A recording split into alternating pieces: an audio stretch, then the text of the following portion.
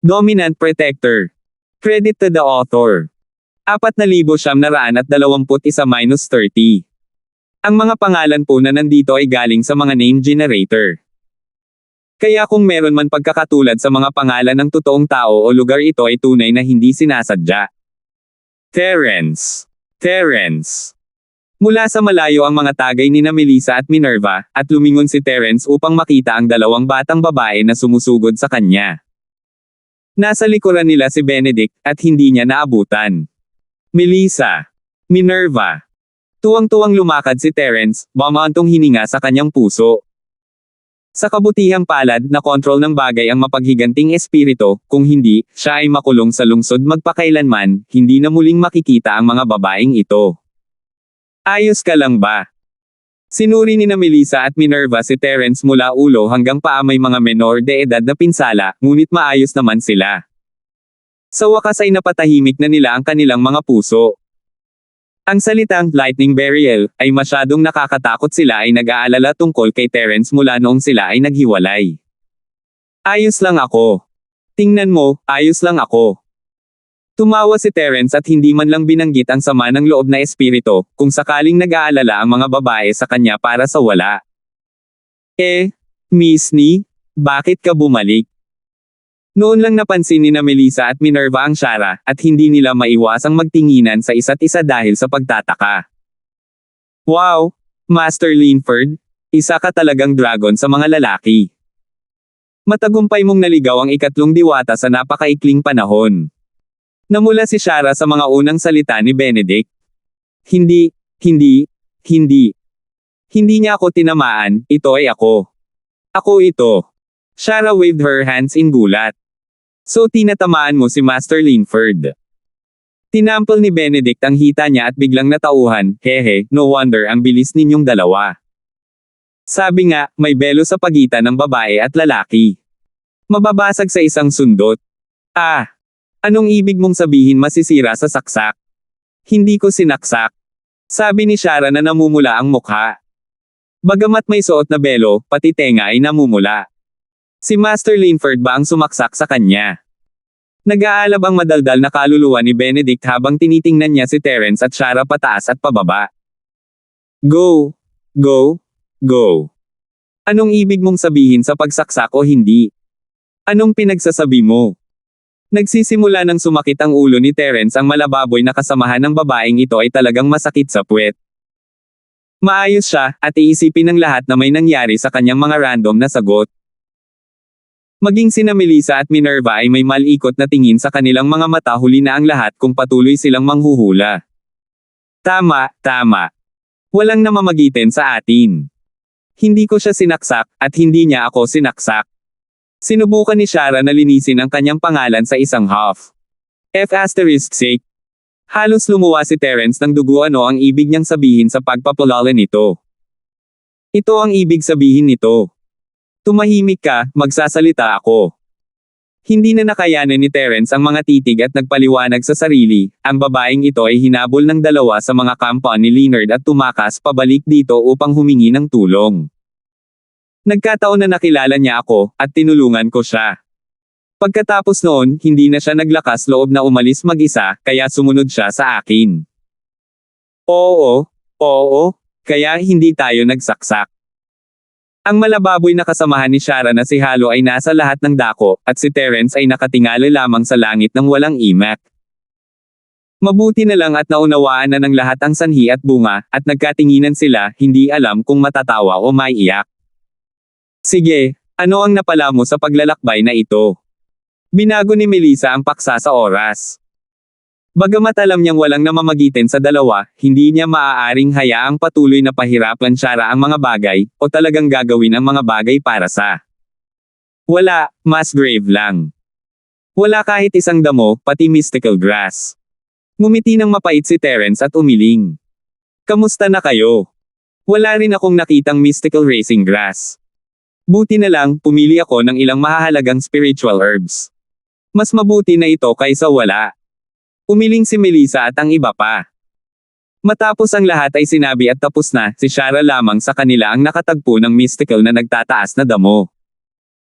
Hindi niya alam kung dapat niyang sabihin na napakaswerte ng batang babae na ito o isa siyang hanggal na may swerte. Hindi ito magandang resulta, ngunit walang pagpipilian sina Terence at Melissa. Ang mga pambihirang kayamanan na ito ay ganoon ang mga nakatadhana lamang ang makakakuha ng mga ito, o sila ay magiging walang silbi kahit gaano pa sila kalakas. Since that's the case, hindi na natin kailangang pilitin pa. Balik na tayo. Nagpa siya si Terence. Kahit na may ilang oras pa bago matapos ang buwan, maaari pa rin niyang dalhin ang lahat upang subukan ang kanilang kapalaran kung gusto niya, ngunit ang mga pagkakataon ay maliit at ito ay isang pag-aaksaya ng oras upang manatili. Sige, sabi niya. Si Melissa at ang iba ay natural na walang anumang pagtutol, at lahat ay tumango. Nakapunta ka na sa libingan ng kidlat. Wala bang mystical racing grass sa ibaba? Hindi mo ba sinabi na mystical racing grass ay kahit saan? Tulala ang reaksyon ni Shara sa sandaling iyon at hinabol si Terence. Tiningnan siya ni Terence nang walang magawa. Sa wakas ay naunawaan niya na ang kidlat na libingan ay mayaman sa mystical racing grass. Isa lang itong chismis. Ang taong nagsimula nito ay malamang na hindi man lang bumaba sa palanggana. Naisip niya na marami pang mystical na nagtataas na damo sa ibaba dahil may mga nakapaligid. Ito ay isang magandang hindi pagkakaunawaan. Meron ba o wala? Tanong ni Shara. Kapatid mo. Inilibot ni Terence ang kanyang mga mata sa kanya. Wala akong nakababatang kapatid na babae. Napatulala sandali si Shara bago siya biglang namula. Yeah. Don't tell me you're talking about that part of me. Young hero. Inaasar mo na naman ako. Anong sabi mo? Hindi alam ni Terence kung ano ang ibig niyang sabihin, ngunit nakita niyang kinakabahan itong hawak ang kanyang pribadong bahagi. Naintindihan naman niya agad at pinandilatan siya ng mata, I'll secure sister. Ikaw. Isa kang pervert. Sa sobrang takot ni Shara ay napaatras siya ng ilang hakbang at galit na itinuro si Terence, na para bang tatalikod na siya at tatakbo palayo anumang oras. Ikaw ang pervert. Ang buong pamilya mo ay isang grupo ng mga pervert. Naasar si Terence sa hanggal na babaeng ito may utak siyang tao, paanong puno ng butas ang utak niya. Hindi lechers ang pamilya ko. Inituwid ni Shara ang kanyang leeg sa galit, ngunit pakiramdam niya ay may mali pagkatapos ng mahabang pag-iisip tungkol dito, kaya mabilis niyang idinagdag, hindi ako pervert. Hindi napigilan ni Melissa at Minerva na matawa sa eksenang ito. Si Terence ay palaging kalmado at matulungin, ngunit patuloy siyang nababaliw sa harap nitong hanggal at cute na Shara. Ito ay isang bihirang eksena. Tinampol ni Terence ang kanyang noo, hindi nakapagsalita. ** talaga ako, bakit ako makikipagtalo sa isang tanga na katulad mo? Hindi ako isang hanggal na batang babae, ang pangalan ko ay Shara. Paglilinaw ni Shara na may seryosong ekspresyon. Okay. Hindi ka kalokohan? Isa ako? Okay. Natalo talaga ako sayo. Walang magawang sabi ni Terence, itinaas ang kanyang mga kamay bilang pagsuko. 4,922. Paano ka naging uto babae? Napalingon si Shara sa kanya, at bigla siyang napabulalas, oo. Kaya pala babae ka, akala ko lalaki ka. Ang galing mo talagang magpanggap, wala namang kapintasan. ***. Si Terence ay nababaliw, at si Melissa at ang iba ay tumatawa sa kanilang mga ulo. Buong lakas na bumagsak si Benedict sa lupa, umaagos ang mga luha sa kanyang mga mata. Hindi ako makakalusot sa iyo. Aalis na ako. Aalis ka ba o hindi? Ayaw na ni Terence na mag-aksaya pa ng oras sa utu-uto na babaeng ito, malamang na masasaktan siya kapag patuloy siyang nagsasalita. Let's go? Ilabas mo ako, heroine. Paulit-ulit na tumango si Shara na parang sisiw na tumutusok sa kanin, at dali-dali itong sumunod sa kanya. Isang pangunahing tauhang babae. Bumagsak si Terence sa lupa. Lalaki siya, kailan pa siya naging bida? Ayaw mo bang tinatawag kang heroine? Kakaiba ang tingin ni Shara sa kanya at bumulong sa sarili, dahil babae ka, syempre bida ka. Iyan ang itinuro sa akin ng aking amo. Kalimutan mo na ito, dahil hindi mo ito gusto, tatawagan kitang ate, o little sister. Si Terence ay lubos na nabaliw, at si Melissa at ang iba pa ay tumawa hanggang sa wala na silang lakas. Tiningnan nila siya nang walang magawa, magiging kawili-wili ito. May mas kaunting Linford Xiaoxia sa mundo, at isa pang Linford Sis. Little girl, makinig ka. Lalaki ako, totoong lalaki. Hindi ako heroine, at hindi ako kapatid. Mahinang paliwanag ni Terence. Ang pakikipag-usap sa tanggang babaeng ito ay isang buhay o kamatayan, hindi niya kayang makipagsabayan sa kakaibang tren ng pag-iisip nito. Saka bakit mo tinawag ang sarili mong utu-uto? Kakaiba kang tao. Tiningnan ni Shara si Terence mula ulo hanggang paa na para bang may pinagmamasdan siyang pervert. Ako. Matagal na tinuro ni Terence ang isang daliri sa kanya, hindi makapagsalita ng tamang pangungusap. Sa huli, sumuko siya sa pagsisikap na linisin ang kanyang pangalan at walang magawang sinabi, aalis ka ba o hindi? Napakaraming kalokohan. Let's go? Let's go. Siyempre, pupunta ako. Matagal ko nang gustong bumalik. Tumanggaw si Shara. Ano ang makukuha kong kapalit? Bumilis ang tibok ng puso ni Terence nang huminto ito at lumingon sa kanya. Mga benepisyo. Saglit na natigilan si Shara bago biglang sumigaw ng pagkagulat. Mabilis niyang tinakpan ang kanyang dibdib gamit ang dalawang kamay at tumingin kay Terence na puno ng pagbabantay ang mukha, na uutel, ano? Ano ang gusto mo? Sinabi ni Master na mas gugustuhin kong mamatay kaysa magpasakop sa ganoong uri ng bagay. Hindi alam ni Terence kung ano ang sasabihin habang nakahawak sa kanyang noo na walang magawa. Ano ang iniisip mo? Bilang isang maliit na babae, hindi ba maaari kang maging mas malinis ng kaunti? Inaasar mo na naman ako. Galit na tiningnan ni Shara si Terence. Maganda ang personalidad ni Terence noon pa man, ngunit hindi na niya mabilang kung ilang beses na siyang nabaliw ng tanggang babaeng ito. Mabilis siyang huminga ng malalim para pakalmayan ang sarili bago dumiretso sa punto, huwag na tayong masyadong mag-usap.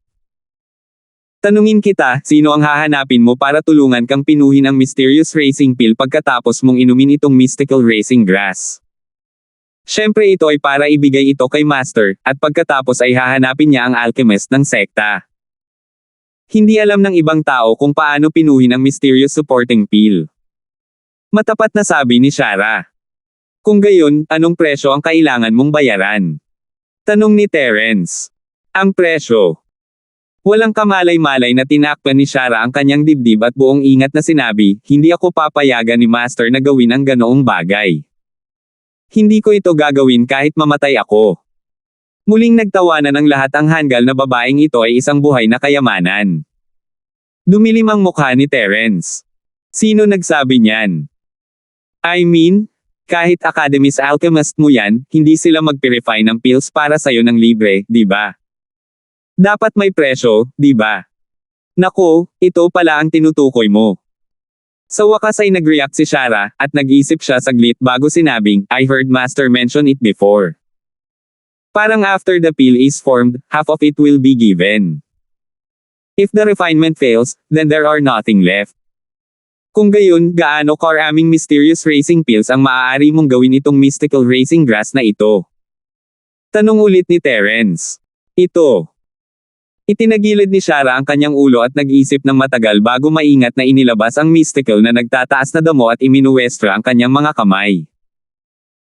Pagkaraan ng mahabang panahon, itinaas niya ang kanyang ulo at tulalang tumingin kay Terence, hindi masyadong sigurado, mukhang sapat na ito para sa 4 na set.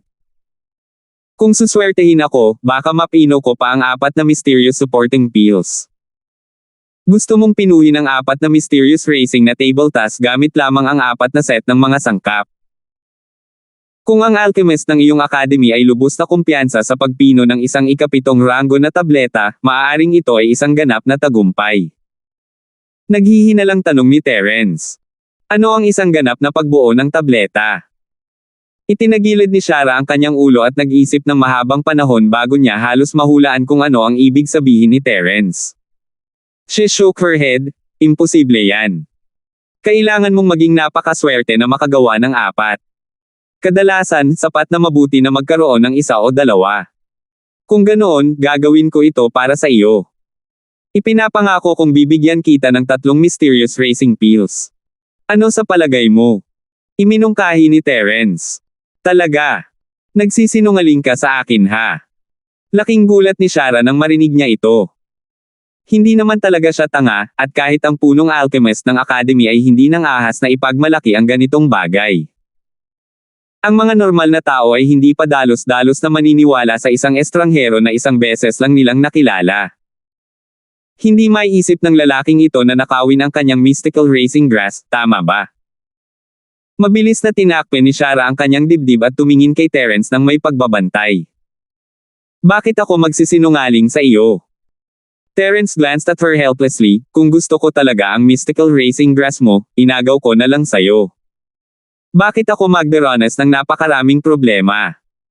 Isipin mo lang, nagawa ka nitong habulin ng iilang mahihinang iyon. Kung gusto talaga kitang agawin, gaano kalaki ang effort sa tingin mo? Ito. Seryoso itong pinag-isipan ni Shara saglit, at parang naisip niya na may katuturan ito. Pero hindi mo ito maaagaw. Hindi ko man lang gustong agawin. Nagdilim ang mukha ni Terence. Kung hindi dahil sa mysterious enhancement pills, hindi niya pag-aaksayahan ng hininga ang tanggang babaeng ito. Oh, buti naman, pero kaya mo bang pinuhin ang profound supporting pill? Wala kang ang balbas. Tanong ulit ni Shara. Mayroon bang anumang koneksyon sa pagitan ng kakayahang pinuhin ang mysterious racing pill at pagkakaroon ng balbas o hindi? Hindi maiwasang magtanong ni Terence. Siyempre meron. 7th grade alchemists are all white-bearded old lolo, you're not one. Matapat na sabi ni Shara. F***sake. Si Terence ay halos magluwa ng dugo sa pakikipag-usap sa tanggang babaeng ito ay napakalaking bagay. Hindi man lang siya nahirapan ng kausap niya ang mapaghiganting espiritu. To be honest, nagkaroon talaga siya ng impulse na umalis ngayon. Anong dogshit profound cultivating pill, who cares? Ngunit sa huli ay nakontrol ni Terence ang kanyang init ng ulo at pinilit na ngumiti, isa akong 7th grade alchemist. Kung naniniwala ka sa akin, pagkatapos ay bigyan mo ako ng mystical grass to refine pills. After I'm done, I promise to give you 3 mystical racing pill. 4,923. Hindi na nakakuha si Shara ng mga nakakagulat na ideya sa pagkakataong ito. Itinagilid niya ang kanyang ulo at nag-isip ng mahabang panahon bago tumingin kay Terence na may sabik na mga mata, maaari mo ba akong alisin ng hindi pinipino ang anumang mga table tasks? Hindi ko kaya, malutong na sagot ni Terence. Hindi niya dapat masyadong kausapin ang uto-uto na babaeng ito, baka magalit siya. Kung gayon. Okay kung gayon. Hindi talaga naniniwala si Shara na talagang makakagawa si Terence ng mga table tasks, ngunit mas natatakot siyang lumabas mag-isa.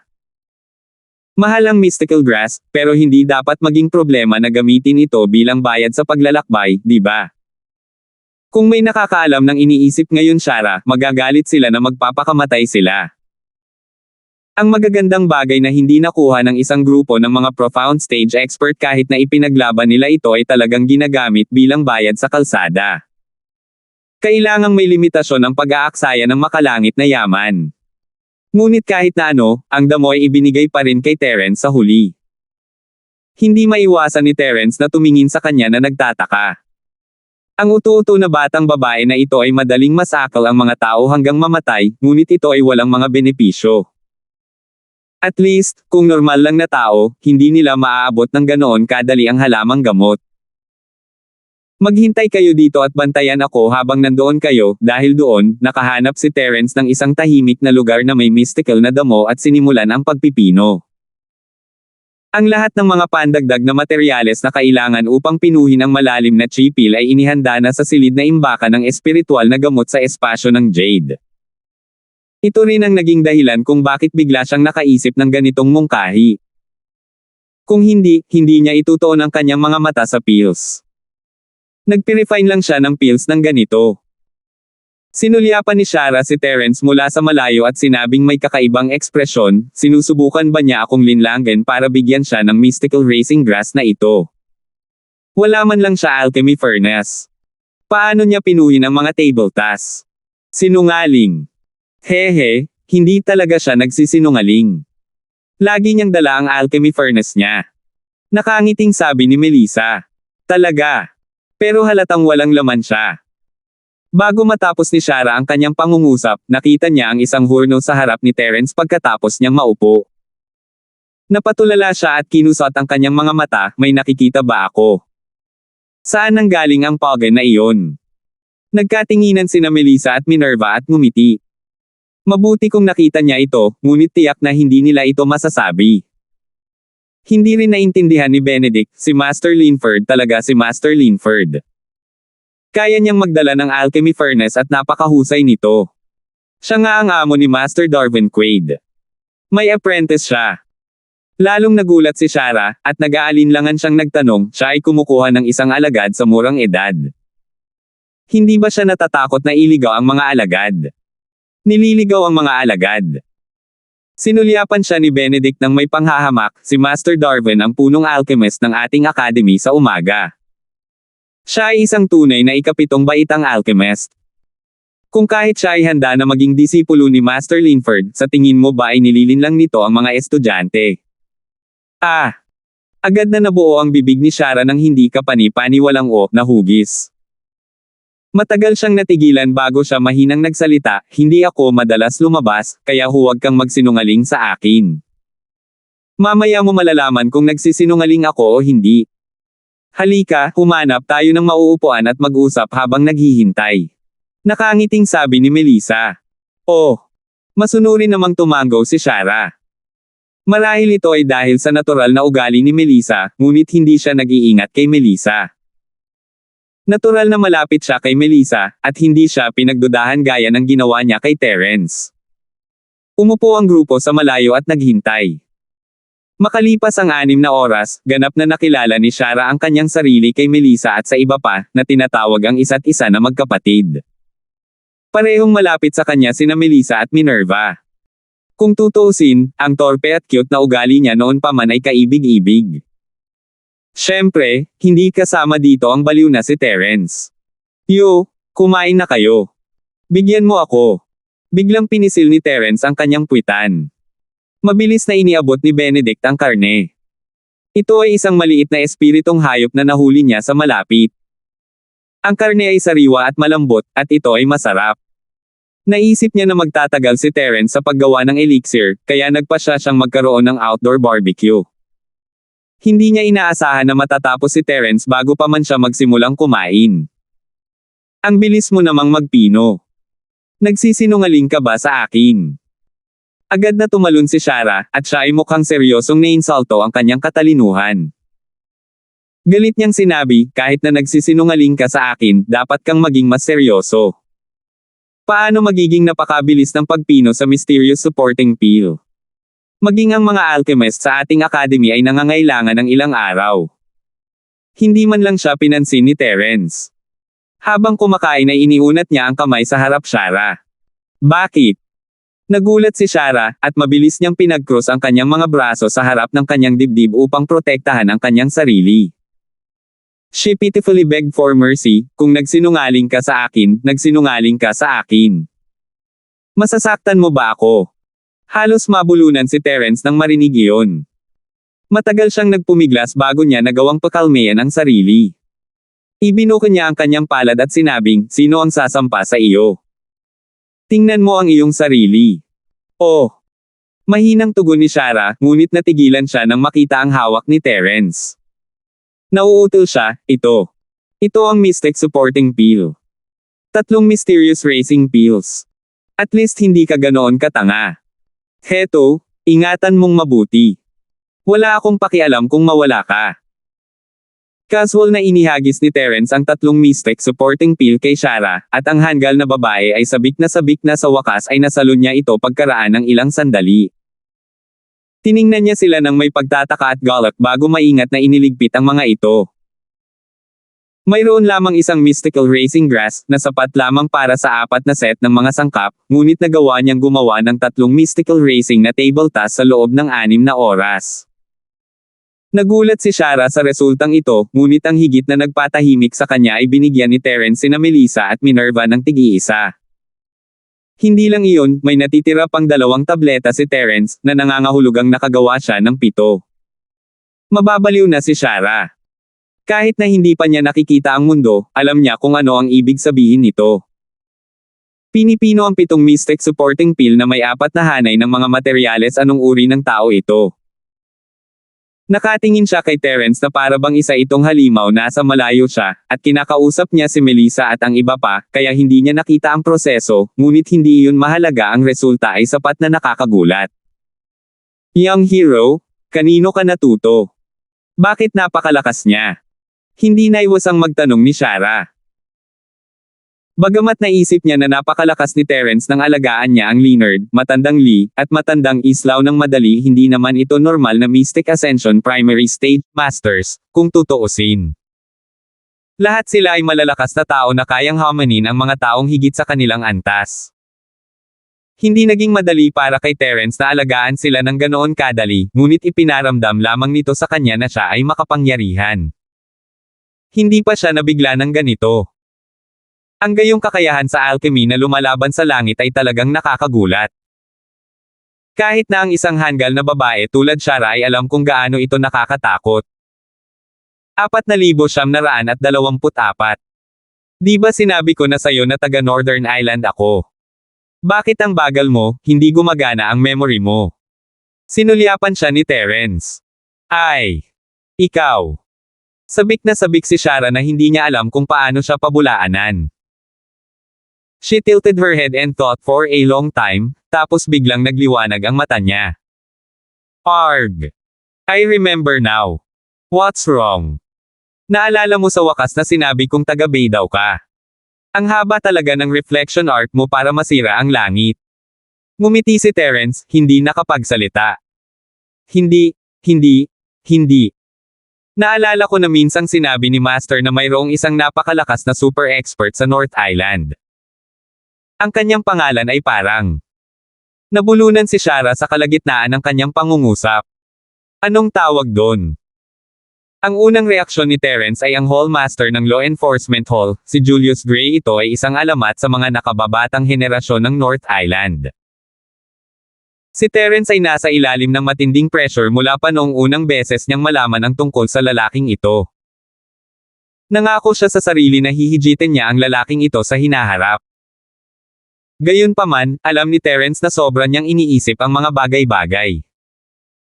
Naisip lang niya si Julius dahil ito ay isang layunin na kailangan niyang lampasan. Imposibleng kilalanin ang pangalan ni Julius sa kontinente ng silangan. Dapat mayroong maraming tao sa North Island na mas makapangyarihan kaysa kay Julius. Halimbawa, si Travis, ang nakatatandang kapatid ng Inner Master ng tumataas na Sky Pavilion. Sa paghusga sa kanyang pagganap laban sa bagong Asher Dragon, hindi siya dapat maging mas mahina kaysa kay Julius, lalo pa ang mga super big shot na nakatayo sa tuktok. True it. Tama, true it yan. Tuwang-tuwang pinalakpakan ni Shara ang kanyang mga kamay at tumingin kay Terence na may nagbabagang mga mata. Batang bayani, napakalakas mo na kahit si Leonard at ang iba pa ay hindi tugma sa iyo. Hindi ka magagapi sa iyong mga kapantay, at isa ka ring super alchemist. Dapat ay disipulo ka ni Truett, tama ba? Natawa si Terence sa sarili. Truett talaga iyon. Ang pangalan niya ang dahilan kung bakit tumingin sa kanya si Joshua at ang iba pa sa isang bagong liwanag sa panahon ng paglilitis sa West Island. Malinaw na ang sobrang malaking shot na ito ay hindi simple. Kung hindi, mabigla lamang niya ang North Island sa kanyang pangalan bilang master ng pavilion ng tumataas na Sky Pavilion. Imposibleng maging sikat siya sa East Continent.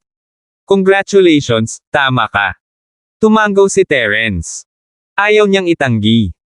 Kung tutuusin, mahirap ipaliwanag. Baka hindi niya ipaliwanag. Hindi naman mali na sabihin iyon. Tulad ng inaasahan. Nabalitaan ko mula sa aking amo na si Truett ay isang maalamat na figure sa East Province. Napakalakas niya kaya nagpatindig ang balahibo ng mga tao. Batang bayani, alagad ka niya. Nakakamangha. Ang mga mata ni Shara ay puno ng maliliit na bituin ng pagsamba. Siya ay dating alamat ng East Province, hehe. Hindi mapigilan ni Terence na mapangiti.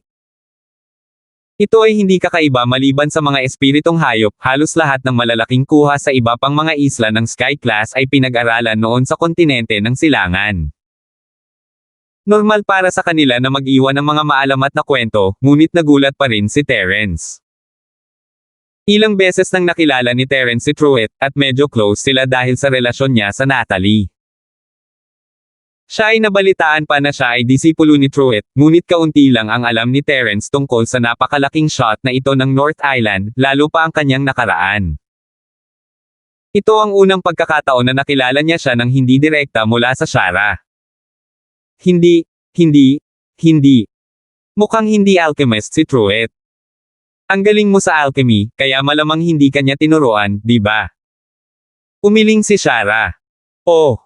Sa kasino sa tingin mo ang nagturo sa kanya? Tumingin si Terence kay Melissa at sa iba pa, walang imek.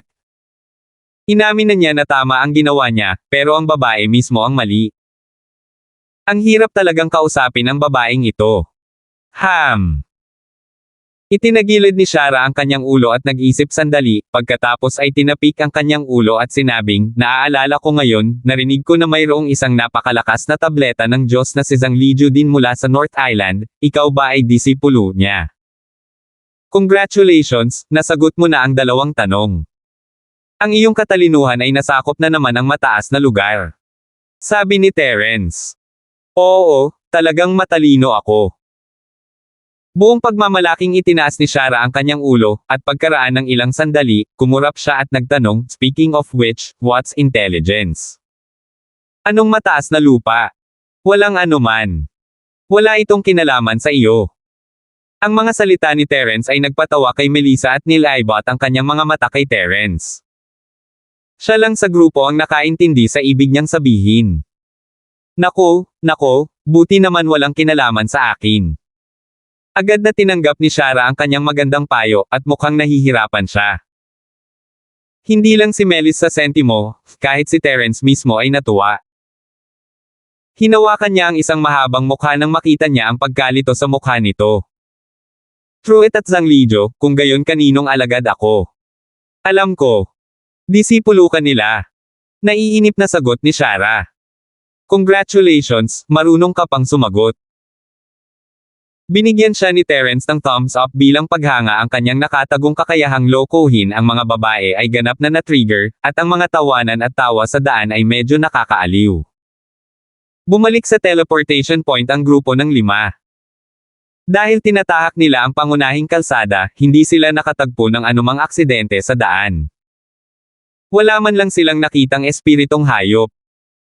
Para naman sa mga disipulo ng academy, lahat sila ay umiwas sa malayo. Kung tutuusin, walang sino man ang sadyang nagtatago ng kanilang lakas. Lahat silang 5 ay nasa maagang yugto ng mahiwagang lupain ng Ascension. Ang ganitong uri ng makapangyarihang lineup ay halos hindi magagapi sa daan patungo sa mga big shot. Walang nangahas na guluhin sila. Kung hindi, sila ay papatayin at ang kanilang mga kayamanan ay ninakaw. Masyadong karaniwan ang ganitong bagay. Pagkalipas ng 2 araw, sa wakas ay dumating ang grupo ni Terence sa teleportation point. Ang iba pang mga alagad ay gumawa ng paraan para sa kanila, at sila ay mabilis na pinalabas. Ang pantalan ay pagkatapos ng teleportation array. Halos kalahati ng mga barkong pandigma at mga treasure ship ay nawala, ngunit ang mga akademya na hindi pa dumating ang mga alagad ay maghihintay pa rin dito. Pagkaraan ng 1 buwan, kinailangan nilang umalis hindi alintana kung dumating man ang mga alagad o hindi. Ito ang tuntunin ng Yellow Class Academy Alliance. Young hero, naiintindihan ko na. Talagang napakabuting tao ka. Biglang lumingon si Shara kay Terence at sinabing. Pagkatapos makalabas sa teleportation formation, natural na babalik sila sa sarili nilang mga barko at kalimutan ang tungkol sa isa't isa. Ganun ba? Sa wakas, narinig ko ang isang magandang bagay mula sa iyo. Hindi madali. Tumawa si Terence, ito ay isang bihirang pagkakataon na hindi siya nagdala ng isang nakatagong pangalan. Oo, tatandaan kita. Malakas na tumango si Shara. Natigilan si Terence. Bakit parang may naaalala siyang kaaway? Hindi ba't kapareho iyon ng pagpapasalamat sa iyong mga ninuno? 4,925. Lagi kitang tatandaan. Inulit ni Shara ang kanyang sarili, ngunit bago pa man maramdaman ni Terence ang paghawak nito, kinusot ng mata ng hanggal na babae ang kanyang mga mata. Ano nga ulit ang pangalan mo? I'm gonna faint. Kung hindi mo man lang alam ang pangalan niya, how the hell can you remember it? Muntik nang bumagsak si Terence sa lupa, ngunit kinailangan niyang ngumiti ng walang magawa habang si Melissa at ang iba ay humagalpak ng tawa.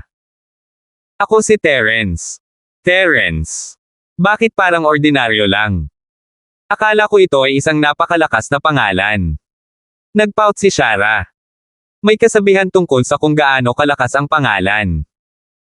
Hindi alam ni Terence kung tatawa o iiyak. Ito ang unang pagkakataon na nakarinig siya ng kakaibang bagay. Siyempre, pero si Terence iyon, tatandaan ko.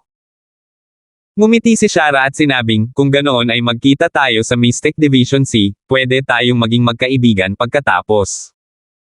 Hindi, sa paningin ko, pwede lang maging girlfriend ang babae, kaya kalimutan mo na. Biro ni Terence. Oo. Inaasar mo na naman ako. Namula muli ang magandang mukha ni Shara, ngunit hindi masabi ng iba dahil nakasuot ito ng belo. Masyado kang sensitibo, tinatawag mo itong panliligaw. Sige, bilasan mo na at umalis ka na. Tinatawag ka na ng lahat ng mga tao ng academy mo. Nakangiting paalala ni Terence. Sa sandaling ito, may kumakaway sa kanila mula sa isang treasure ship sa di kalayuan. Ang bandila ay ng Donghua Academy, kung saan naroon si Shara. O sige, alis na ako, pero sa susunod wag mo na akong kulitin. Nagmamadaling iwinagayway ni Shara ang kanyang kamay sa mga tao sa treasured ship at akmang tatalikod at aalis ng buong lakas ng loob.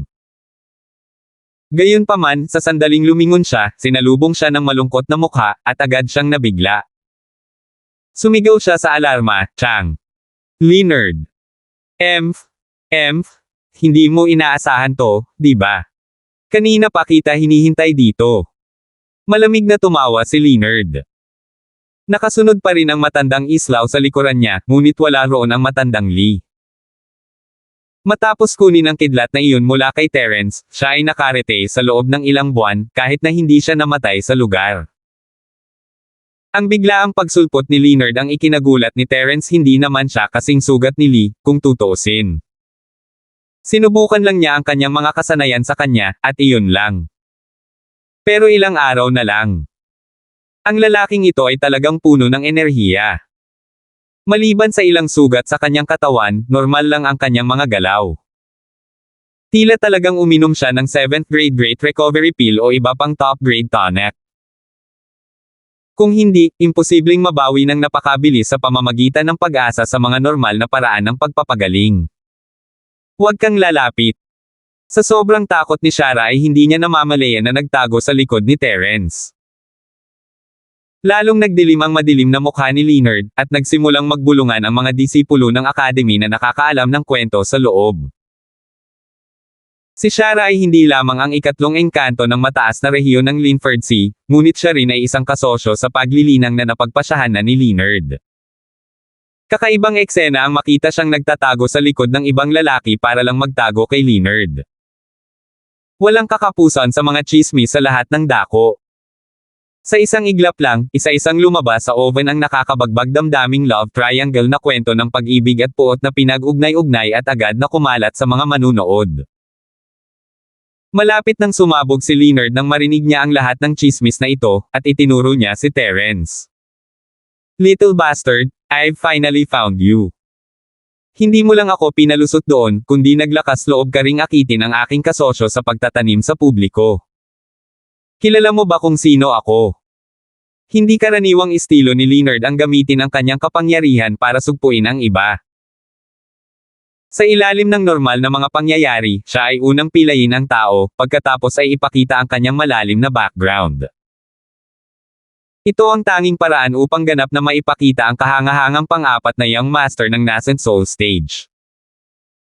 Ngunit hindi ito ang kaso. Sa pagkakataong ito, ang nakaraang sagupaan ay nagpakita na ng pagkakaiba ng lakas sa pagitan nila. Si Leonard ay hindi tulala gaano man siya ka-arrogant, alam niyang hindi siya ang kapareha ni Terence. Kailangan niyang magbago ng isip at gamitin ang kanyang background para i-pressure si Terence. Di ba ikaw Leonard? Di ba ilang araw lang tayo nagkakilala? Hindi naman ako ganun kalimo. Ano pa bang gusto mo? Sinulyapan siya ni Terence nang walang pakialam. Buti naman at alam mo. Hindi ako natatakot na sabihin sa'yo na anak ako ng Dean sa City College's Chief Alchemist, Elena. Iniulat ni Leonard ang background ng kanyang pamilya habang nakataas ang ilong. Sa sandaling bumaba ang kanyang boses, ang paligid ay biglang sumabog sa isang pagsabog ng talakayan. Ang punong alchemist ng anumang kolehiyo ay isang malaking figure, hindi bababa sa 5 nangungunang mataas na antas ng kolehiyo. Gayunpaman, sa ilalim ng normal na mga pangyayari, gaano man kataas ang posisyon ng punong alchemist, maaari lamang siyang mailagay sa pangalawa, sa ilalim ng dean ng kolehiyo. Gayunpaman, ang Ding City Academy na ito ay lubhang espesyal. Mas mataas pa ang posisyon ng kanilang punong alchemist kaysa sa punong guro. Ito ay dahil ito ay isang academy na pangunahing nakatuon sa alchemy, at hindi bababa sa kalahati ng mga disipulo sa academy ay mga alchemist. Hindi pagmamalabos na sabihin na ang Ding City Academy ay duyan ng mga advanced na alchemist.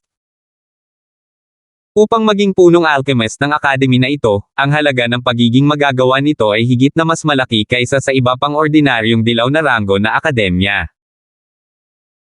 Sa rehiyon ng dagat na may dilaw na ranggo sa kontinente ng Silangan, ito ang simbolo ng lahat ng mga alchemist, at ang kanilang katayuan at impluwensya ay hindi dapat maliitin. Gayunpaman, hindi alam ni Terence ang tungkol dito. Kahit na gawin niya, wala siyang pakialam dito. Kung tutuusin, kahit na ang isang 7th realm refiner tulad ni Darwin ay handang maging disipulo niya. Gaano man kalaki ang Ding City School, hindi nito magagawa ang isang 7th realm refiner na kusang loob na maging disipulo ng iba, tama ba? Nie ang surname ng tatay mo, pero Chang ang surname mo. Ikaw ang huli. Ang atensyon ni Terence ay nasa ibang paksa, naglagay pa siya ng isang curious na mukha. Nang marinig ito ni Leonard ay muntik nang maibulalas ang bibig ng dugo. Nanay ko yan. I see. So babae pala ang Chief Alchemist ng Ding City Academy, pasensya na. Ngumiti si Terence nang hindi sinsero at nakipaglaro, paano ang iyong ama? Ngayon ko nasasabihin. Mag-ingat ka sa pagtayo, baka matakot ka sa lupa. Nakakahiya namang magpakatanga sa publiko. Awkward na sabi ni Leonard. Nako, nakikinig ako. Huwag kang mag-alala sa akin. Noon pa man ay malaki ang loob ko, kaya huwag mo akong takutin. Bahagyang ngumiti si Terence, humihingi ng sampal ang kanyang mukha. Karapat-dapat talagang bugbugin ang munting bastard na ito. Galit na galit si Leonard na sumakit ang kanyang ngipin, ngunit hindi siya nang ahas na kumilos. Maaari lamang niyang ipagpatuloy ang paglalagay ng mapang-asar na ekspresyon at magsabi, makinig kang mabuti, ang aking ama ay ang Panginoon ng bayan ng Ding Bayan. Sentimo, nagulat ang lahat, ngunit tumanggo si Terence nang mamuulat siya sa realisasyon, nako, naiintindihan ko na. Ang iyong Ding City Academy ay isang maliit na lugar sa kanayunan. Ang ibang mga akademya ay mga lungsod, ngunit ang iyong akademya ay isang bayan. ****. Sa sobrang galit ni Leonard ay nagluwa siya ng dugo, at ang iba ay natigilan din. Napatingin silang lahat kay Terence na para bang isa siyang alien, saan ba nanggaling ang tanggang ito? How dare he call Ding City School na rural na lugar? 4,926. Bagaman mula sa pangalan, ang pamantayan ng Ding Town ay tila mas mababa kaysa sa mga pangunahing lungsod ng academy, ngunit huwag kalimutan, ang Ding Town Academy ay ang duyan ng mga advanced na alchemist, at ang Ding Town ay ang banal na lupain ng mga alchemist sa rehiyon ng Yellow Sea. Halos lahat ng mga alchemist sa rehiyon ng Yellow Sea ay kailangang pumunta doon para sa isang pilgrimage, at ang pambihirang katayuan nito ay kitang-kita.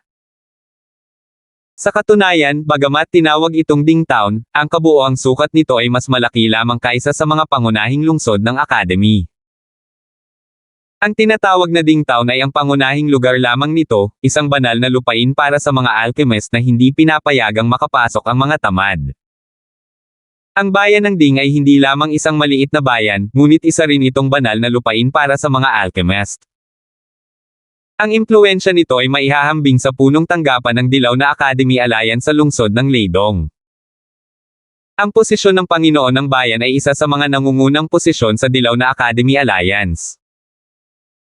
Ang nasabing Holy Land para sa mga alchemist na may transcendent na katayuan ay talagang tinatawag na isang maliit na lugar sa kanayunan. Paano ito matatanggap ng mga taong iyon mula sa maliliit na lugar? Wayayayayayaya. Galit na galit ako.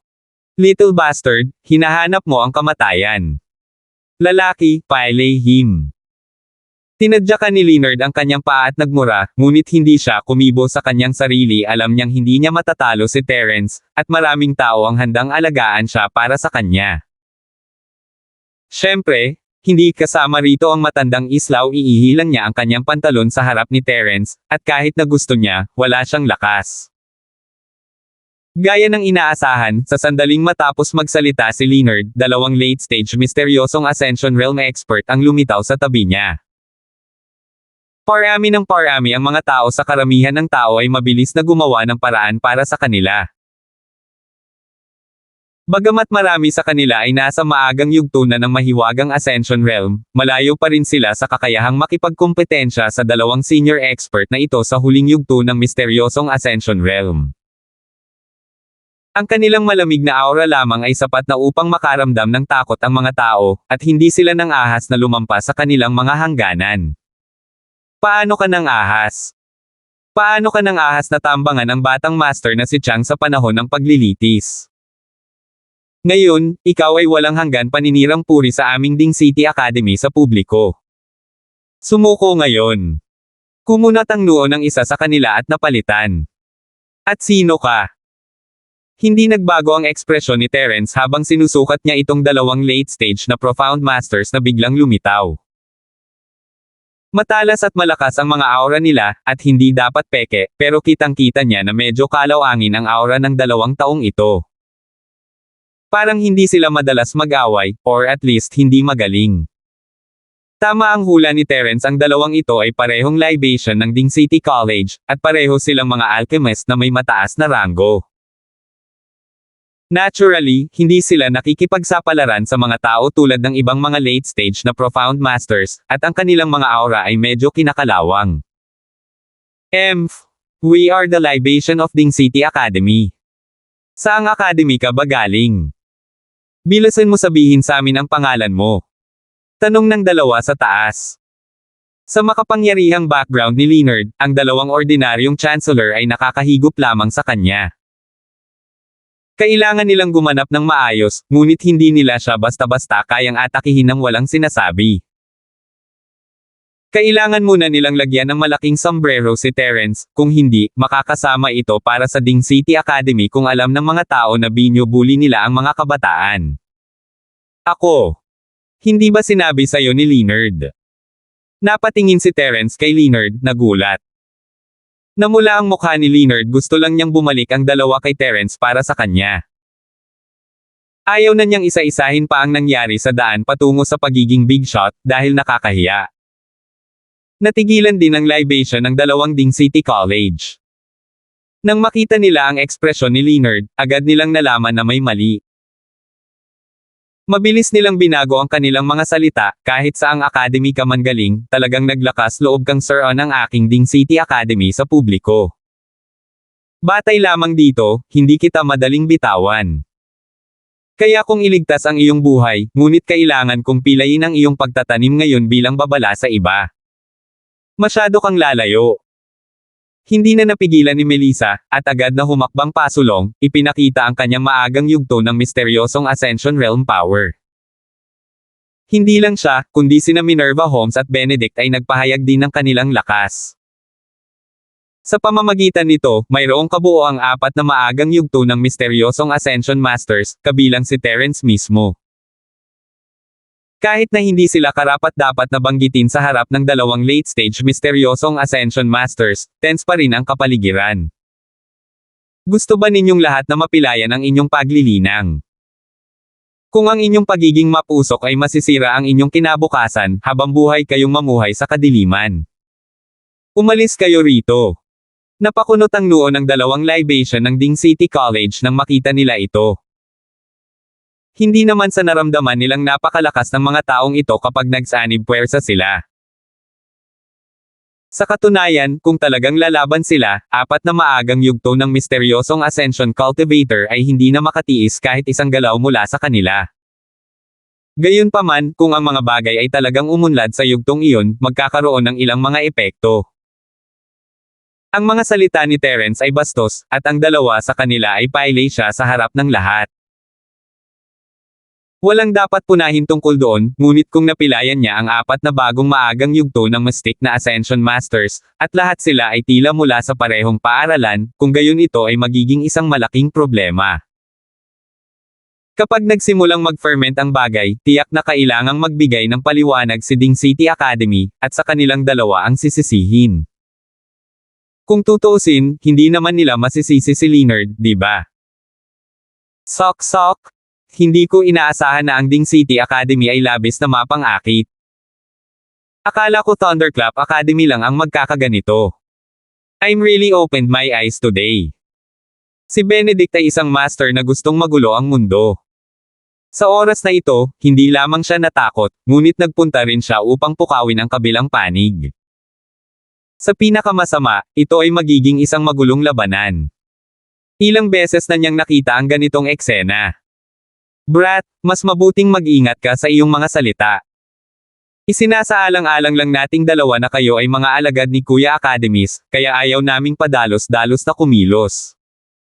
You better not refuse a toast only to drink a forfeit. Sabi ng Chancellor ng Ding City College sa malamig na tono. Takot na takot ako.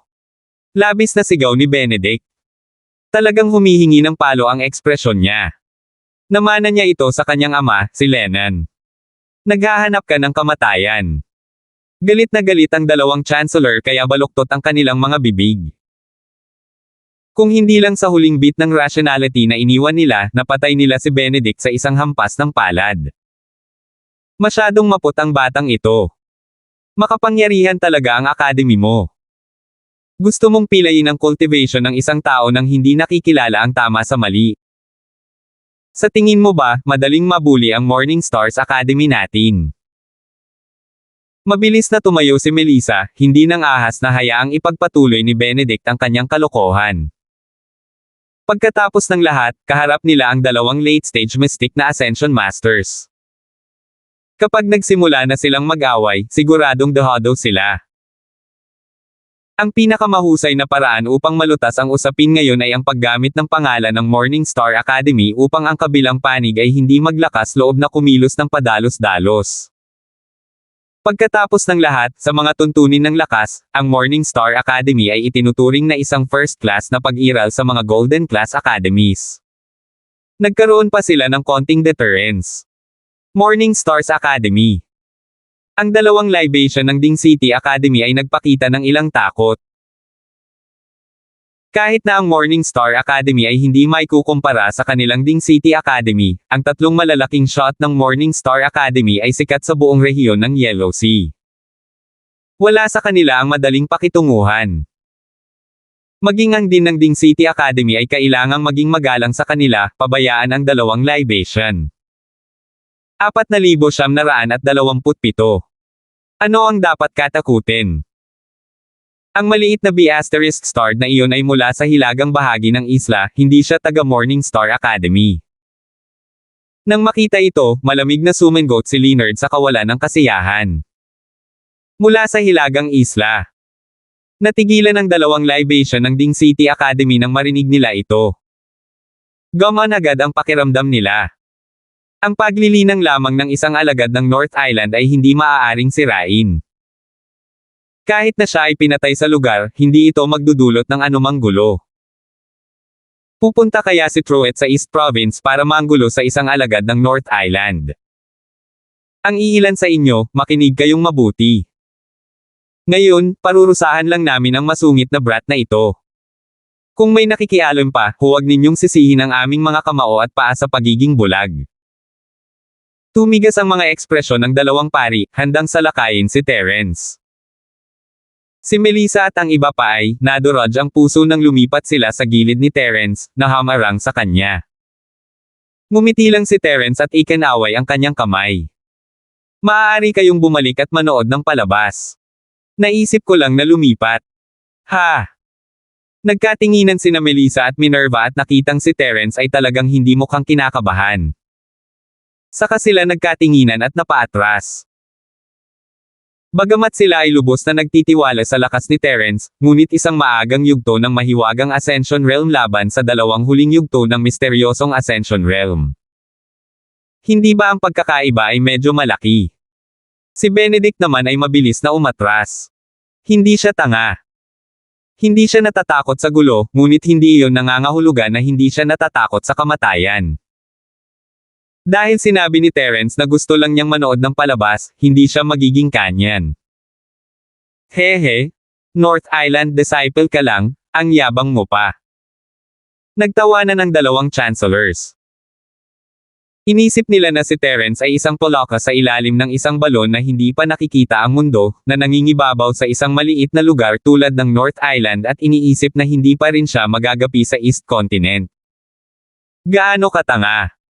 Mawawasak ang kanyang mga panaginip balang araw, at ngayon ang perpektong araw para tulungan siyang magising. Sa sandaling matapos siyang magsalita, nagsimulang mina si Leonard. Ang dalawang ding City Colleges Chancellors ay hindi nang ahas na magantala at akmang sasalakayin si Terence.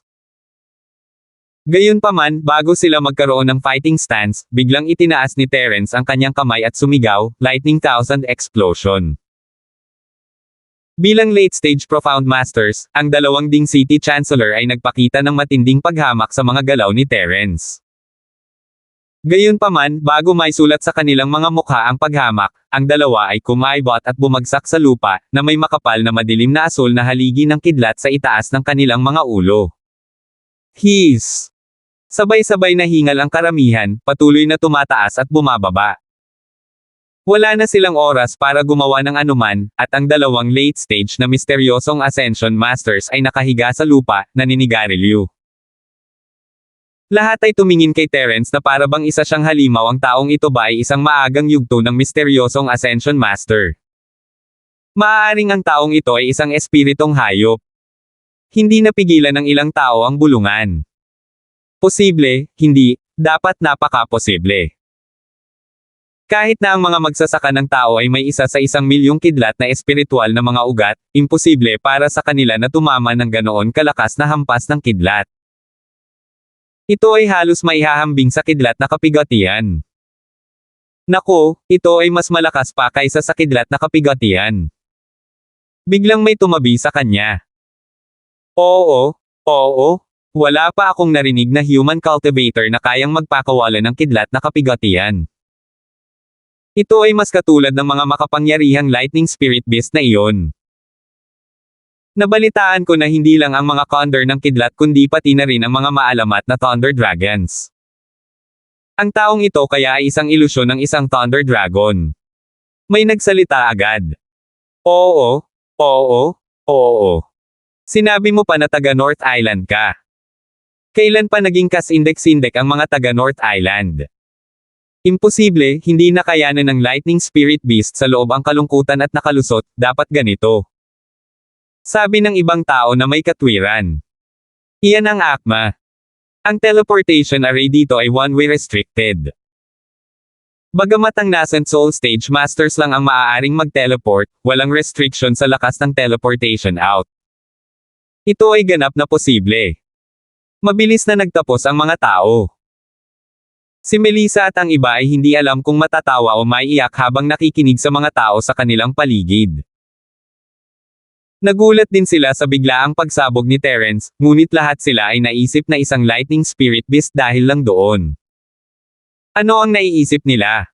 Nako, siya pala ang maalamat na Thunder Dragon. No wonder he's so powerful. Nagliwanag ang mga mata ni Shara nang marinig niya ito, at sumang-ayon siya sa pahayag na ito. Si Melissa at ang iba ay lubos na nagulat. Kakagawa lang niya ng mysterious racing pill para sa iyo, paano pa siya magiging maalamat na Lightning Dragon? Maaari bang maging pill master ang Lightning Dragon? Iba talaga ang utak ng babaeng ito sa mga normal na tao.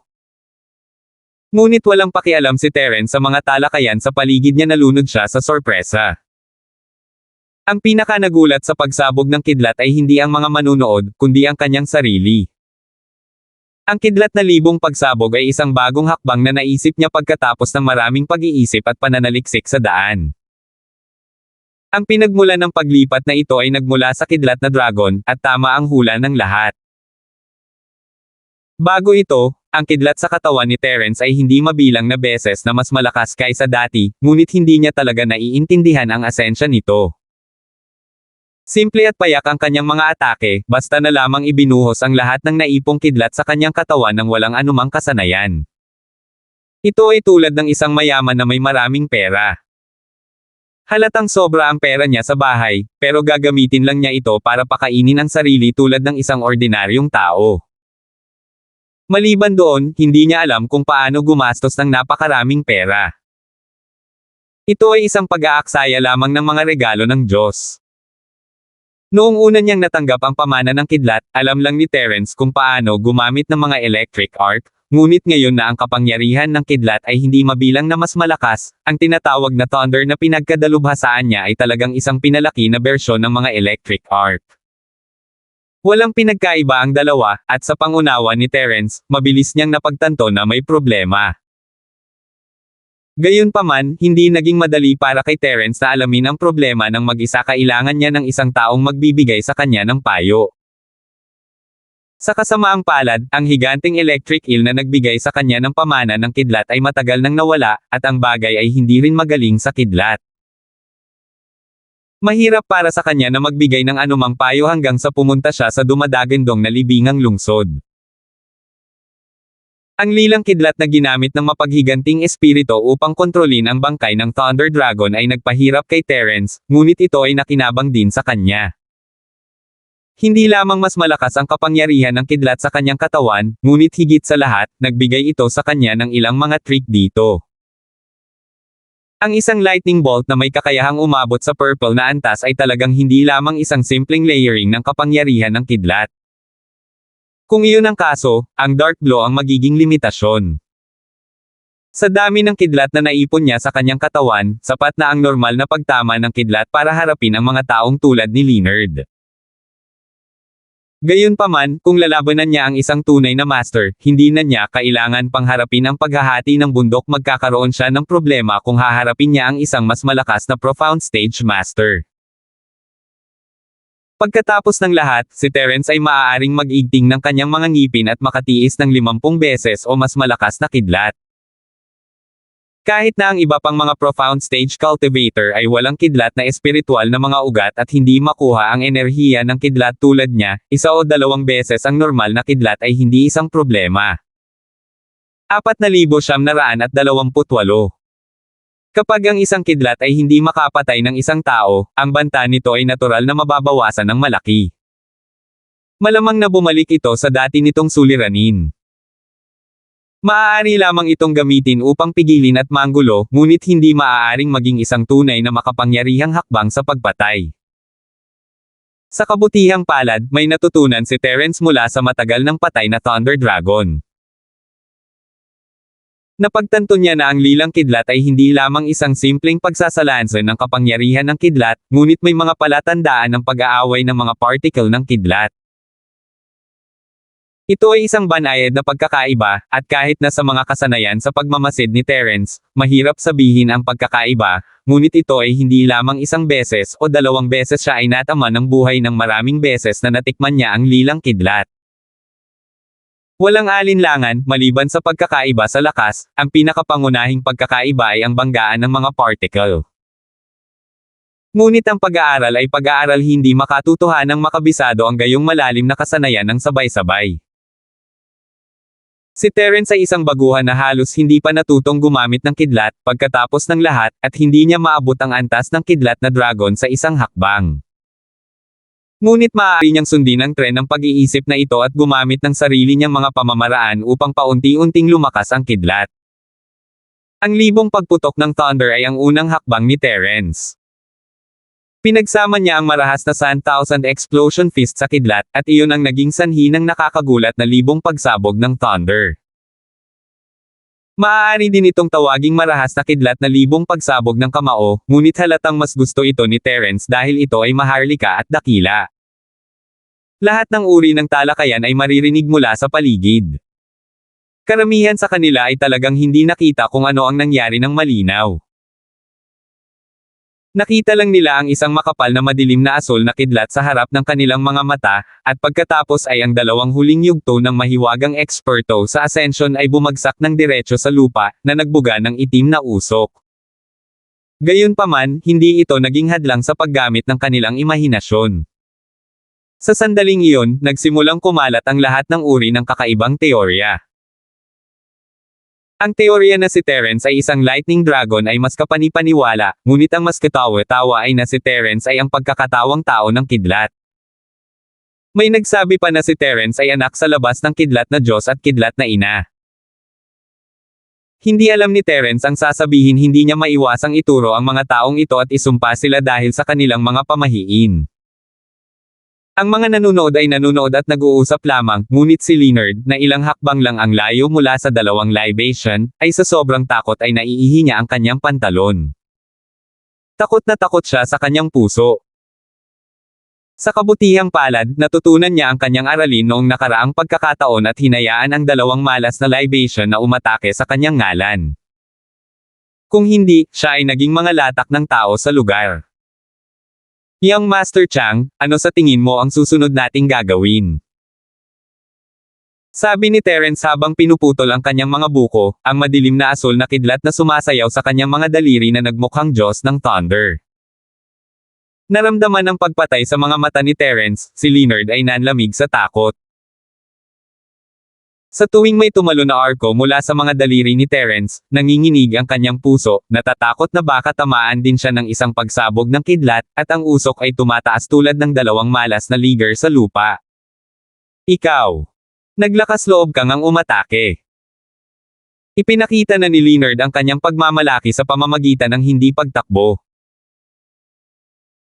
Ayaw niyang mawala ng mukha sa harap ng napakaraming tao, at kahit na hindi niya matalo si Terence sa isang lugar na tulad nito, maraming tao ang maaaring pahirapan ang bumpkin na ito mula sa hilagang isla hanggang mamatay. Hindi mo ba nakikita? Masama ba ang paningin mo? Bahagyang ngumiti si Terence. Si Leonard ay nagluwa ng isang subo ng dugo habang nakaturo kay Terence, nagngangalit ang kanyang mga ngipin. Teka lang. Naniniwala ka ba na hahayaan kitang mamatay ng walang libingan?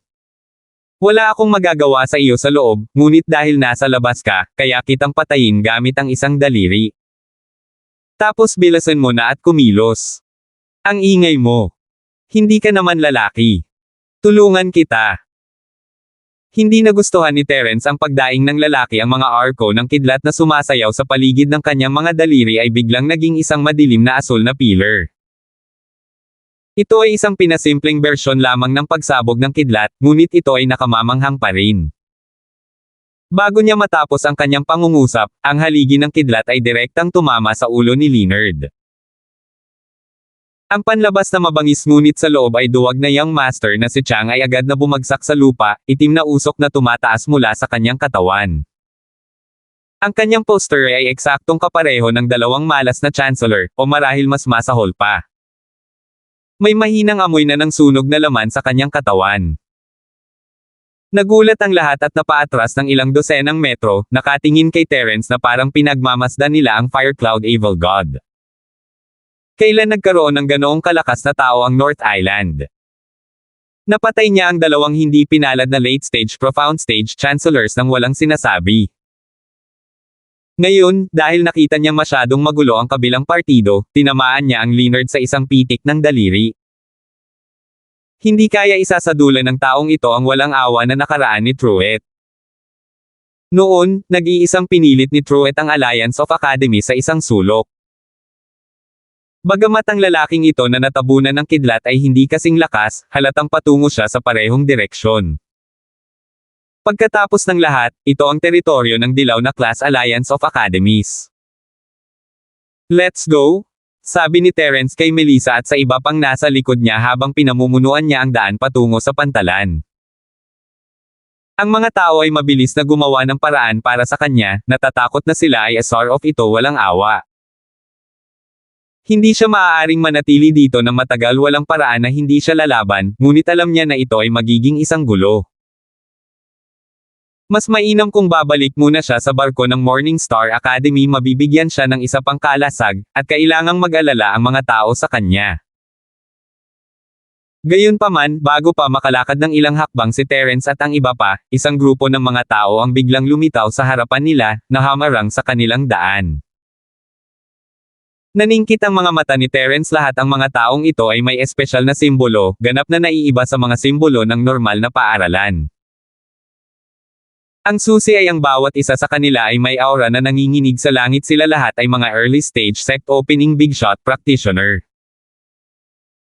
Sentimo, 2 taon na siyang nasa Sky Class Island, at medyo nakita na niya ang mundo. Sentimo, hinabol siya noon ng sekta ng West Mountain, ngunit hindi pa siya napapalibutan ng ganito. Ito ay isang buong grupo ng mga nagbubukas na leader ng sekta. Ang grupong ito ng mga Mountain Opening Stage Cultivator ay halatang walang magandang intensyon, at si Melissa at ang iba ay hindi maiwasang mabigla. Sa kanilang lakas, maaari nilang labanan ang kanilang sarili laban sa mga eksperto sa huling yugto ng Profound, ngunit ano ang dapat nilang gawin laban sa mga nagsasaka sa pagbubukas ng entablado ng bundok? Sa oras na ito, nagkakagulo ang mga tao sa paligid. Bagamat marami sa kanila ay maagang yugto ng mahiwagang eksperto sa Ascension, hindi man lang sila makatayo sa harap ng napakaraming mga big shot ng pagbubukas ng bundok. Kinailangan nilang mabilis na umatras 1,000 talampakan ang layo upang halos hindi makayanan ang presyon ng napakapangit na Chieffield. Who dares to make trouble here? Arestado siya. Ang lakas ng taong nangunguna ay mas malakas kaysa sa iba. Isa talaga siyang middle stage mountain split expert. Nagulat si Terence. Naalala niya na nakita niya ang simbolo sa mga taong ito noon. Ito ay sa batang presidente. Nangangahulugan ito na ang mga malalaking shot na ito ay mula sa Golden Class Academy Alliance. Upang maging mas tumpak, sila ang mga gwardya ng alyansa. 4,929. Gaya ng inaasahan sa East Continent, kung saan nagtipon ang lahat ng Supermasters. Kahit na ito ay isang alliance of Golden Class Academies lamang, mayroon itong nakakagulat na lakas at foundation. Ito ay hindi maliit na bagay. Ang middle stage mountain split leader ay tila ang guard captain, at sa isang utos, ang 2 early stage mountain split cultivator ay lumakad patungo kay Terence. Umiikot ang isip ni Terence. Sa totoo lang, ang pagsubok na ito ay hindi lamang nagpahintulot sa kanya na sumulong sa Profound, ngunit pinahintulutan din siyang kontrolin ang gayong malakas na kapangyarihan ng kidlat. Ito ang panahon para maging puno siya ng kumpiyansa, ngunit gaano man siya kumpiyansa, ang pagharap sa 2 maagang yugto ng pagbubukas ng malalaking kuha ng bundok ay isang malaking pressure pa rin. Kung tutuusin, ang 2 ito ay hindi katulad ng 2 malas na alay noon. Ang kidlat na libong pagsabog ay maaaring harapin ang isang huling yugto ng misteryosong Ascension, ngunit maaari itong harapin ang isang maagang yugto ng bundok na split giant sa parehong oras. Iyon ay masyadong pantasya. Not to mention the others, kahit si Terence mismo ay hindi naniwala. Gayunpaman, ang sitwasyong ito ay malinaw na hindi pabor sa kanya. Hindi naman pwedeng hayaan ni Terence na mahuli siya ng ganito, di ba? Hindi niya napigilan, at hindi rin niya napigilan. Nasa dilema si Terence, at hindi niya maiwasang magsisi. Hindi niya pinagsisihan ang pakikitungo kay Leonard at sa 2 malas na Chancellor. Sa halip, pinagsisisihan niyang hindi niya buong lakas na tumakas pabalik sa treasured ship matapos niyang harapin ang 3. Kung siya ay nasa treasured ship ng Morningstar Academy, kahit ang mga gwardya ng Alliance of Academies ay hindi siya madakip sa publiko. At most, nag-aaway lang sila. Nagkamali siya ng kalkula. Napabuntong hininga si Terence, at nang magdedesisyon na siya, may tumayo mula sa kanyang likuran. Si Benedict iyon. Bakit mo hinuhuli si Master Linford? Sila ang nagsimula ng gulo at ipinagtatanggol lang ni Master Linford ang sarili niya. Nakikita iyon ng lahat. Sigaw ni Benedict. Bagamat medyo hindi siya matatag sa harap ng napakaraming big shot sa isang yugto sa napakalapit na distansya, tulad ng iba, hindi siya isang master na takot sa gulo. Bukod dito, ang kanyang sariling ama ay isang malaking shot sa simula ng yugto, at ang kanyang lakas ay mas malakas kaysa sa mga taong ito. Hindi niya naramdaman na may dapat ikatakot. Hindi mapigilan ni Terence na madamay. Wala siyang masyadong relasyon kay Benedict. Sa karamihan, inalagaan niya siya ng kaunti sa daan patungo sa pagiging big shot, ngunit hindi niya ito binigyan ng maraming benepisyo. Bihira para sa kanya na tumayo para kay Terence. Tama, walang kasalanan si Terence, anong karapatan mong arestuhin siya? Mabilis na tumalon sina Melissa at Minerva sa harap ni Terence. What's wrong? Gusto niyo rin bang mahuli kayo? Naningkit ang mga mata ng pinuno ng mga gwardya at malamig na tumingin sa kanilang tatlo. Ang kanyang marangal na mukha ay agad na nagpakita ng kawalang kasiyahan at kalupitan, maging ang layunin ng pagpatay. Bilang nag-iisang puwersang militar sa Alliance of Academies, ang mga bantay ng Alliance ay may malaking kapangyarihan, at ang pagpatay sa mga tao ay isa lamang sa mga pinakapangunahing kapangyarihan. Kailangan lang nilang makabuo ng dahilan at madali nilang mapatay ang sinumang alagad ng paaralan. Kung maglakas loob silang sumuway, kahit napatayin nila si Terence at ang iba pa dito, ito ay isang nasayang na kamatayan. Wala man lang karapatan ng Morningstar Academy na ituloy ang usapin. Sa kasong ito, kapag naramdaman ng isang ordinaryong tao ang layunin ng pagpatay sa mga gwardya, tumakas na sila. Gayunpaman, nakakagulat na matigas si Benedict, at sinabi niya, wala akong ginawa, nagtatanong lang ako. Hindi ba pwede? Hindi ba tayo, ang mga mag-aaral ng Morning Stars Academy, ay may ganitong kaunting kapangyarihan? Bilang isang middle stage mountain split expert, ang kapitan ng mga bantay ng Alliance ay hindi gustong mag-aksaya ng kanyang hininga sa gayong menor de edad na karakter. Malamig na utos niya agad. Kunin mo silang lahat. Siya ay naging napakamagalang sa pamamagitan ng hindi pagpatay sa kanilang lahat sa lugar. Siyempre, hindi siya tanga. Kung talagang pinatay niya ang mga ito nang walang sinasabi, kahit na hindi maituloy ng Morningstar Academy ang bagay na ito, tiyak na kamumuhian siya ng mga ito ng pribado. Ang tatlong pinuno ng Morningstar Academy ay hindi mga taong dapat gawing trifle. Napakunot noo si Terence nang makitang kikilos na ang dalawa. Hindi niya nakaugalian na maghintay na mahuli nang hindi lumalaban. Noon, nang ahas siyang hamanin ang lumang sekta sa West Mountain noong nasa Golden Core stage pa lang siya, lalo pa ngayon. Sa totoo lang, sa lakas ni Terence sa maagang yugto ng mahiwagang pag-akyat, hindi niya kayang harapin ang mga higanteng ito ng pagbubukas ng bundok. Kung talagang gusto niyang lumaban, baka magkaroon siya ng pagkakataon. Akmang sasampalin na si Terence, isang mahigpit ngunit pamilyar na boses ang nagmula sa di kalayuan. Anong ginagawa mo? Nakaharang ka sa kalsada, bilasan mo. Napatingin ang lahat at napabuntong hininga sa gulat. No wonder parang pamilyar ang boses. Ito ay ang batang presidente ng alyansa. Matapos makita ang pangulo ng alyansa, ang gitnang yugto ng bundok na nahati na gwardya ay agad na ibinaba ang kanyang ulo. Pagkatapos yumuko na may magalang na ekspresyon, magalang siyang nagulat, Presidente, may away dito. Ako ang humaharap dito. Kung gayon bilasan mo. Hindi nararapat na hamarang sa daan dito. Pinandilatan siya ng Pangulo ng Alyansa, pagkatapos ay lumingon sa babaeng katabi niya na may sadyang mapakumbaba ng ngiti at sinabing, Grandmaster Holmes, ikinalulungkot ko na ginawa kong tanga. It's nothing. Malamig na ngumuso ang babae. Bagamat pinanatili ng babaeng ito ang kanyang murang anyo, madaling matukoy sa kanyang ugali na siya ay talagang isang matandang babae na nabuhay na alam kung gaano katagal. Bukod dito, hindi na itago ng kanyang mukha ang kanyang kayabangan at kalupitan. Parang kailangang iyuko ng lahat ang ulo sa harap niya, pati na ang presidente sa tabi niya. Please, please, bahagyang kumaibot ang bibig ng Alliance President. Matapos senadoryasan ang mga guard na gumawa ng paraan, mabilis niyang pinona ang babae. Sa katunayan, siya mismo ay isa ring mapagmataas na tao, at sa usapin ng lakas, higit siya sa kabilang partido. Kung hindi dahil sa katotohanan na mayroon siyang kahilingan para sa bagay na ito mula sa Grandmaster Holmes na ito, hindi sana siya naging mapagpakumbaba. Marahil ay naging pag-alit na siya sa lugar. Mayabang na sumulyap ang babae sa grupo ng mga nagsasaka ng entablado sa pagbubukas ng bundok, pagkatapos ay lumampas sa kanila na may mapagmataas na ugali.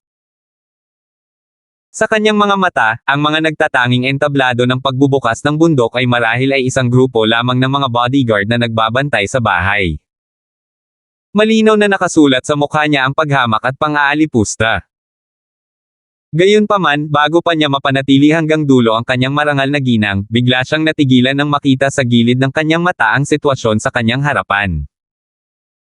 Sa sumunod na sandali, sumugod ang babae sa harap ni Leonard na parang ihip ng hangin. Binuhat niya ang nasusunog na amoy at napabulalas, "Leonard, anong problema?" "Leonard, gising na. Sino ang gumawa nito?" Naunawaan agad ng karamihan ang pagkakakilanlan ng babae. Walang alinlangan, ang babaeng ito ay ina ni Leonard, ang punong alchemist ng Ding City College, Elena. Kung sino man ang maglakas loob na saktan ang anak ko, gusto kong mamatay siya ng walang libingan. Si Elena ay nawala ang lahat ng marangal na ginang mula noon. Para siyang leon na nasugatan, at naghi-hysterical siya. He roared with a ferocious expression, "Sino te? Lumabas ka!" 4,930. Walang malay ang mga mata ng lahat kay Terence, at agad na nag-react si Elena. Tumingin siya kay Terence na may layuning pumatay, "Ikaw ba? Bata, hinahanap mo si kamatayan." Nang papatayin na siya ni Elena, biglang humarang ang Alyansa Master at sinabing, "Grandmaster Holmes, pakiusap huminahon ka. Talagang bibigyan kita ng kasiya siyang paliwanag para sa bagay na ito. Gayunpaman, kung gagawa ka ng paglipat dito, natatakot ako na hindi ito naaayon sa mga patakaran, tama ba? Ito ang teritoryo ng Golden Class Academy Alliance, at ang Alliance lang ang makakahawak ng mga bagay dito. Walang academy o individual ang pinahihintulutang manghimasok, o ano ang magiging awtoridad ng Alliance." Tumanggaw si Terence sa sarili. Hindi niya lubos na kilala ang presidente, kahit ang pangalan niya. Minsan lang niya itong narinig na magsalita, ngunit masasabi niyang hindi siya isang hindi makatwirang tao. Kung ikukumpara kay Elena at sa guard chief, mas makatwiran siya. Laban sa rules. Malungkot na tinitigan ni Elena ang Pangulo bago bumaling kay Terence na may nakamamatay na tingin, "Ang ganda, laban sa mga patakaran. Kung gayon, paano kung kailangan ko siyang patayin ngayon?" Ito. Nagbago ang mukha ng Alyansa Master. Kung sa ibang pagkakataon pa lang, bigla na lang siyang nag-flip out kung nang-ahas si Elena na magsalita sa kanya ng ganoon. Gayunpaman, ito ay isang seryosong bagay, kaya maaari lamang niyang lunukan ang kanyang galit at sabihin, "Grandmaster Holmes, sasabihin ko itong muli. Ito ang eksklusibong lupain ng Alliance of Academies. Pakiusap huwag mo akong pahirapan." Tiningnan siya ni Elena ng malalim at malamig na tumawa, "Mabuti naman. Ang awtoridad ng alyansa ay hindi maaaring labagin. Kung ganoon, kukunin ko ang aking Leonard para gamutin ang mga sugat niya. Makakahanap ka ng iba." Dahil doon, kinuha ni Elena ang umuusok na Leonard at tumayo para umalis. Tahan na. Paulit-ulit na nagbago ang ekspresyon ng presidente.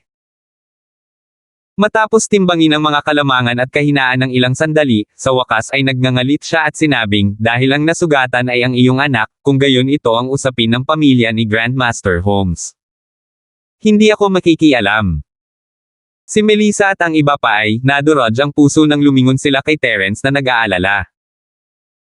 Kahit na ang presidente ng alyansa ay kailangang umatras sa harap ng babaeng ito, hindi ba't nangangahulugan iyon na sila ay nasa problema? Napakabuti, ang pinuno ng guild ay talagang isang taong nakakaunawa sa sitwasyon. Sinulyapan ni Elena ang pangulo ng may pagmamalaki na tingin bago maingat na ibinaba si Leonard. Lumingon siya kay Terence na may galit na galit, "Brat, how dare you attack my Leonard? Pwede ka nang mamatay." Habang nagsasalita siya, naglabas si Elena ng isang mabangis at matalim na aura. Kitang-kita ang kanyang lakas, siya rin ay isang sect opening early stage giant. Nagulat si Melissa at ang iba pa. Kalalabas lang nila sa Wolf's Den at pumasok sa The Tiger's Den. Malubha ang sitwasyon nang harangin sila ng mga bantay ng alyansa, ngunit gusto lang nilang hulihin si Terence. Ngunit ngayon, si Elena ay pupunta para sa pagpatay, at siya ay isang maagang yugto ng pagbubukas ng bundok na master. Kung siya ay nahulog sa mga kamay ng mga bantay ng alyansa, hindi bababa sa Morning Star Academy ay nakayanan ito, at mayroon pa ring puwang para sa negosasyon, at ang kanyang buhay ay hindi nasa panganib. Ngunit ang Elena na ito ay malinaw na gustong pumatay upang ilabas ang kanyang galit, at si Terence ay patay na sana kung siya ay nahulog sa kanyang mga kamay. Ngunit kumpara sa gulat na mukha ni Melissa at ng iba pa, si Terence mismo ay hindi natakot. Sa totoo lang, medyo nakaramdam pa siya ng tuwa habang nakatingin kay Elena. Walang ibang dahilan. Si Elena ay isang alchemist. Kahit na lumaban siya, may aura siyang alchemist. Nangangahulugan ito na ang kanyang lakas sa pakikipaglaban ay mas mababa kaysa sa iba pang mga alchemist ng parehong antas. Kahit na siya ay isang initial stage mountain split expert, siya pa rin ang pinakamahina na initial stage mountain split expert. Pagkatapos ng lahat, si Terence ay marahil ang tanging non-mainstream na refiner sa mundo na gumawa lamang ng mga elixir bilang isang side job. Karamihan sa mga refiner ay kasing kahulugan ng mahina, maliban sa isang maalamat na elixir god tulad ni Zhang Liju. Sa kasamaang palad, ito ay si Elena, hindi si Zhang Liju. Bago ito, makakatakas lang si Terence sa mga malalakas na nagsisimulang stage mountain opening cultivator na ito, ngunit ngayon na siya ay nasa mystical na ascension primary stage, hindi na niya kailangang katakutin pa sila. Lalo na nang kaharap niya ang pinakamahinang nagsisimulang stage cultivator tulad ni Elena, si Terence ay nagsisimula ng hindi mapakali. Kakapatay lang niya ng 2 late-stage Profound Master sa 1,000 Thunder Explosion kahit si Elena ay hindi makakagawa ng ganoon. Ang bagong lalaki na ito ay isang baguhan lamang. Para kay Terence, na lumakas kamakailan, isa siyang libreng sparring partner. Nang makita kung gaano kalmado si Terence, nagsimulang mag-usap muli ang mga tao sa paligid. Maging ang Pangulo ay nagulat. Hindi niya kailanman tiningnan si Terence sa mata, ngunit ang isang maagang yugto lamang ng mahiwagang pag-akyat ay maaaring harapin si Elena ng napakatahimik. Hindi simple ang batang ito. Lalong naging masama ang ngiti ni Elena. Wala siyang pakialam sa background ni Terence. Ang alam lang niya ay halos napatay ni Terence ang kanyang pinakamamahal na anak. Iyon lang ay namatay si Terence. Ngunit bago pa man magawa ni Elena, pinigilan siya ni Terence, "Teka. Huli na para humingi ka ng awa. Dahil nasugatan mo ang aking Leonard, dapat mong bayaran ang presyo. Ang kabayaran ay kamatayan." Malamig na sabi ni Elena. Wala man lang interes si Terence na tingnan ang isang hindi makatwirang babae na tulad niya, lalo na ang pag-aaksaya ng hininga sa kanya. Lumingon siya sa Pangulo at walang pakialam na sinabi, "Sa sinasabi mo, walang balak makialam ang pinuno ng guild." Tama. Bagamat teritoryo ito ng Alliance of Academies, ito ay isang pribadong bagay sa pagitan ninyong dalawa. Bilang presidente ng alyansa, hindi ko na kailangang makialam. Ang presidente ng alliance ay huminto sandali, at may kaunting panghihinayang at pangungutya sa sarili sa kanyang mga mata. Sinabi niya, "Bukod dito, si Grandmaster Holmes ay hindi miyembro ng ating alliance. Siya ay isang pinarangalan na panauhin na espesyal naming inimbitahan upang tulungan kaming pinuhin ang tableta. Dahil family matter niya ito, hindi ako makikialam." Ang mga ekspresyon ng lahat ay medyo kakaiba dito. Ang Golden Class Academy Alliance ay ang opisyal na kapangyarihan ng rehiyon ng Golden Class Sea, lalo na dahil ito ang Thunder Plain Island, ang eksklusibong lupain ng Academy Alliance. Kung sino pa man yun, matapakan sila hanggang mamatay ng mga guard. Ito ay dahil kay Elena. Pagkatapos ng lahat, siya ang punong alchemist ng Ding City Academy. Hindi isang pagmamalabas na sabihin na siya ang numero 1 alchemist sa rehiyon ng Golden Class Sea.